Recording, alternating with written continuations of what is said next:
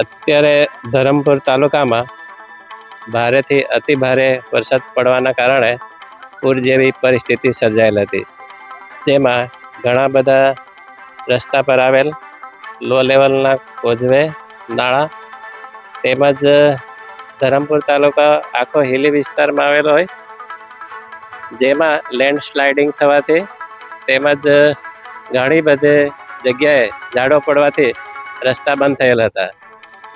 જેમાં અમારી કક્ષાએથી જરૂરી મશીનરી સાથેની અલગ અલગ ટીમ બનાવી જેને મરામતની કામગીરી હાથ ધરવામાં આવેલ હતા, જેથી આજની તારીખે ઘણા બધા રસ્તા તેમજ લો લેવલના કોઝવે પર આવેલ એપ્રોચને નુકસાન થયેલ હતા, જેમાં મરામતની કામગીરી પૂરી કરવામાં આવેલ છે અને હાલ રસ્તા ટ્રાફિકેબલ કરી દેવામાં આવેલા છે. અમારા ધરમપુર તાલુકામાં ખરેખર આ ચોમાસામાં ખૂબ જ ધોવાણ થયું હતું, પણ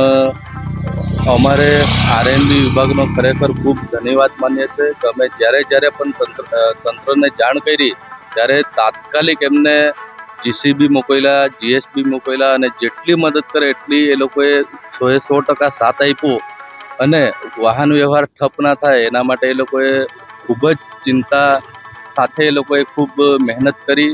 અને આજે આપણે જોઈએ છે કે અમારા ધરમપુર તાલુકામાં ઘણા બધા જે રસ્તાઓ બંધ થઈ ગયા હતા તે અત્યારે લગભગ મોસ્ટ ઓફ ખુલ્લા થઈ ગયા છે અને લોકોને અત્યારે તકલીફો જણાતી નથી. અમે ખરેખર ખૂબ આભાર માનીએ છીએ આ સરકાર અને ખાસ કરીને આરએનબી વિભાગનો કે જેને અમને એમ આ તકલીફોનો અહેસાસ ન થવા દીધો અને એમને પણ અમને ખૂબ જ મદદ કરી છે. રસ્તો એટલે બહુ ડેન્જર અહીંયા, કોઈ જવાની બી કોઈની તાકાત નહીં ચાલે એમ. અમે આટલા નદી કિનારે રહેતા છે ને છતાં બી અમને કોઈ હિંમત જ નહીં આવે, આટલી બધી કોરાઈ ગયો. પછી લાકડા બી એક ગયા ને તો આવડા મોટા ઘેર જેવા ગયા.